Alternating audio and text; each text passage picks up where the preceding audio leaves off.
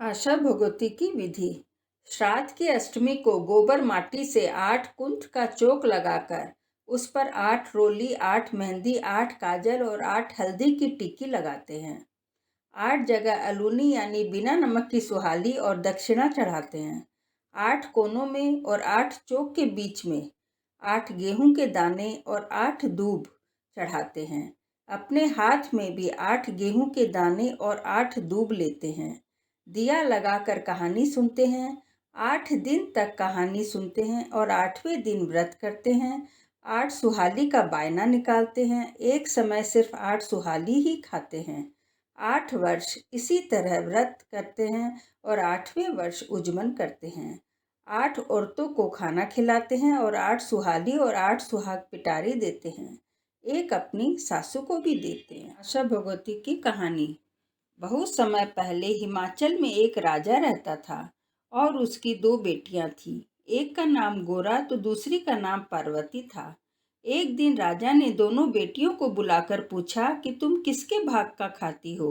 इस पर पार्वती जी बोली कि मैं अपने भाग का खाती हूँ और गोरा ने कहा कि मैं आपके भाग का खाती हूँ।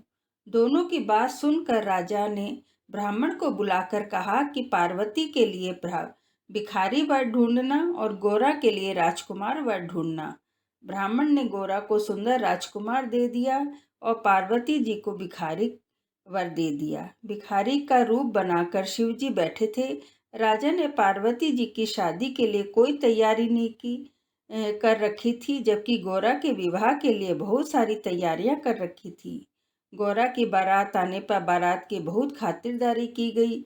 बड़े ही धूमधाम से विवाह संपन्न किया गया। लेकिन जब पार्वती जी की बारात आई तो कुछ भी नहीं दिया गया और बिना कुछ दिए ही कन्यादान कर दिया गया। शिवजी पार्वती जी को लेकर कैलाश पर्वत चले गए। जब पार्वती जी जाने लगी तो जहाँ पैर रखती वहाँ की धूप जल जाती। शिवजी ने ब्राह्मणों से पूछा कि ऐसा क्यों हो रहा है। ब्राह्मण बोले कि पार्वती जी की भाभियां आशा भगवती का व्रत करती थी। उन्होंने अपने पीहर जाकर उद्यापन कर दिया है। पार्वती जी भी अपने पीहर जाकर उद्यापन करेंगी तो उनका यह दोष खत्म हो जाएगा। ब्राह्मणों की बात सुनकर शिवजी बोले कि हम भी वहां धूमधाम से जाएंगे और आशा भगवती का व्रत का उद्यापन पार्वती जी से कराएंगे। नहीं तो पार्वती जी के पीहर वालों को कैसे पता चलेगा कि पार्वती जी सुखी हैं। शिवजी पार्वती जी के साथ बहुत सारे गहने कपड़े पहनकर चल दिए और रास्ते में उन्होंने देखा कि किसी राजा की रानी को बच्चा होने वाला है। इसलिए वह बहुत परेशान थी और भीड़ भी बढ़ती जा रही थी। पार्वती जी ने पूछा कि इतनी भीड़ क्यों है। लोगों ने उन्हें सब बात बता दी। इस पर पार्वती जी ने शिवजी से कहा कि मेरी कोख बांध दो। शिवजी ने बहुत मना किया, लेकिन पार्वती जी जिद पकड़ ली और अंत में शिवजी को पार्वती जी की कोख बांधनी ही पड़ी। इधर गोरा अपने ससुराल में बहुत दुखी थी। पार्वती जी अपने पीहर पहुंची तब कोई उन्हें पहचान ही नहीं पाया। तो पार्वती जी ने अपने बारे में बताया, जिसे सुनकर सब कोई बहुत प्रसन्न हो गए। इस बार फिर पार्वती जी पिता ने उनसे पूछा कि तुम किसके भाग का खाती हो। पार्वती जी ने वही जवाब दिया कि मैं तो अपने ही भाग का खाती हूँ, तभी तो इतना खुश हूँ। पार्वती जी की भाभियाँ आशा भगवती का उद्यापन कर रही थी। पार्वती जी बोली कि मेरे उद्यापन की तैयारियां नहीं है, नहीं तो मैं भी कर देती। इस पर भाभियों ने कहा कि तुम्हें किस चीज़ की कमी है, शिवजी अपने आप ही सारी तैयारी कर देंगे। भाभियाँ दासी से बोली कि शिवजी कुएं पर बैठे हुए हैं, उन्हें कहो तो वे पार्वती जी की आशा भगवती के व्रत के उद्यापन की तैयारी कर दें। दासी ने शिवजी से जाकर सारी बात कह दी। इस पर शिवजी ने दासी को एक अंगूठी दी और कहा कि इससे जो तुम मांगोगी वही मिलेगा। दासी अंगूठी लेकर चली गई और पार्वती जी को शिवजी का संदेशा सुना दिया। पार्वती जी ने सारी तैयारी कर ली। पार्वती जी की सभी तैयारी देखकर भाभियाँ कहने लगे कि हम तो 8 महीने से इस व्रत की तैयारी कर रहे हैं, तब भी वह अभी तक पूरी नहीं हो पाई है और इसने तो जरा सी ही देर में सारी तैयारियां कर ली है। शिवजी ने पार्वती जी से कहा कि अब घर चलो। इस पर ससुर ने शिवजी को जीमने के लिए बुलाया तो शिवजी ने बहुत से गहने कपड़े पहनकर छोटा सा रूप बनाकर जीमने गए। अब बहुत से लोग बोलने लगे कि पार्वती जी को भिखारी वर ढूंढ कर दिया था, लेकिन पार्वती जी तो अपने भाग से खूब राज कर रही है। शिव जी के जीवने के बाद सारा खाना ही खत्म हो गया। पार्वती जी को खाने में कुछ भी नहीं बचा, तो एक सब्जी उबली हुई पड़ी थी, उसे ही खाकर ठंडा पानी पीकर पार्वती जी वहां से चली। रास्ते में बहुत गर्मी होने से पेड़ के नीचे बैठ गई। शिवजी ने पूछा कि तुम क्या खाकर आई हो। इस पर पार्वती जी ने कहा कि आपने जो खाया वही मैंने खाया। लेकिन शिवजी ये जानते थे, वह हंसकर बोले कि तुम तो सब्जी खाकर ठंडा पानी पीकर आई हो। इस पर पार्वती जी ने कहा कि आपने तो मेरा भेद ही खोल दिया, लेकिन आप और किसी का भी भेद मत खोलना। लड़कियां अपने ससुराल की बात पीहर में और पीहर की बात ससुराल में नहीं बताती हैं। अब पार्वती जी चलने लगी तो सूखी हुई दूब हरी होने लगी। शिवजी ने सोचा कि चलो दोष तो मिट गया। जब दोनों कुछ आगे गए तो वही रानी कुआं पूजने आ रही थी।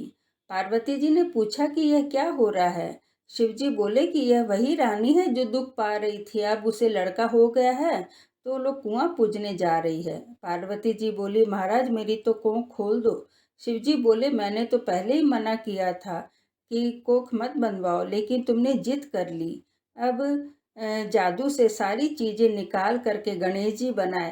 पार्वती जी ने सभी को नेक दिए और कुआं पूजन भी किया। अब पार्वती जी बोली कि मैं तो सुहाग बांटूंगी। तो सारे देश में शोर मच गया कि पार्वती जी सुहाग बांट रही हैं, जिसको लेना है वो ले ले। साधारण लोग तो दौड़ दौड़ कर जाके सुहाग ले गए, लेकिन ब्राह्मणी और वैश्य स्त्रियां देर से सुहाग लेने पहुंची। अब पार्वती जी ने कहा कि मैंने तो सारा सुहाग ही बांट दिया है। लेकिन शिवजी बोले कि इन्हें तो सुहाग देना ही पड़ेगा। पार्वती जी ने अपने नाखूनों से मेहंदी निकाली, मांग से सिंदूर निकाला, बिंदी में से रोली निकाली और आंखों से काजल निकाला। सबसे छोटी उंगली से छिटा दिया। ऐसा करने से इन्हें भी सुहाग मिल गया। सारे नगर में जय जयकार हो उठी कि पार्वती जी ने सभी को सुहाग दिया है। इस व्रत को कुंवारी कन्याएं ही करती हैं। इसके बाद विंध्याक जी की कहानी। विंध्याक जी की कहानी। जिन समय में एक बुढ़िया रहती थी, वह हर रोज मिट्टी के गणेश जी बनाकर उनकी पूजा करती थी। उस बेचारी बुढ़िया को गणेश जी रोज ही गल जाते थे, तो वह रोज बनाती। उस बुढ़िया के घर के सामने किसी सेठ का मकान बन रहा था। एक दिन वह बुढ़िया वहां गई और बोली कि राजगीर भाई, मेरी मिट्टी के गणेश जी तो रोज ही गल जाते हैं, इसलिए आप मेरे लिए एक पत्थर के गणेश जी बना दो। गणेश जी कि आप पर बहुत ही भारी कृपा होगी। इस पर राजगीर ने कहा, बुढ़िया माई, जितनी देर हम तुम्हारे पत्थर के गणेश जी बनाने में लगाएंगे तो उतनी देर में तो दीवार बन जाएगी। यह सुनकर बुढ़िया को बहुत दुख हुआ। वह अपने घर वापिस आ गई। राजगीर सेठ जी की दीवार बनाने लग गया, लेकिन एक दिन बीत जाने पर भी दीवार पूरी नहीं हो पा रही थी। जब भी दीवार को बनाने लगते वह टेढ़ी हो जाती थी। शाम को सेठ जी आए और कहा कि आज कोई काम ही नहीं हुआ। इस पर राजगीर ने बुढ़िया वाली बात सारी बता दी। सेठ जी बुढ़िया के पास गए और बोले कि माई, मैं तुम्हें सोने के गणेश जी बना कर दूंगा, तुम हमारी दीवार सीधी कर दो। ये सुनते ही गणेश जी ने दीवार सीधी कर दी। सेठ जी ने बुढ़िया माई को सोने के गणेश जी बना कर दिए, जिन्हें पाकर बुढ़िया बहुत ही खुश हो गई। हे विंध्याक जी महाराज, जैसे आपने बुढ़िया पर कृपा की, वैसे ही हम सभी पर अपनी दया दृष्टि बनाए रखना।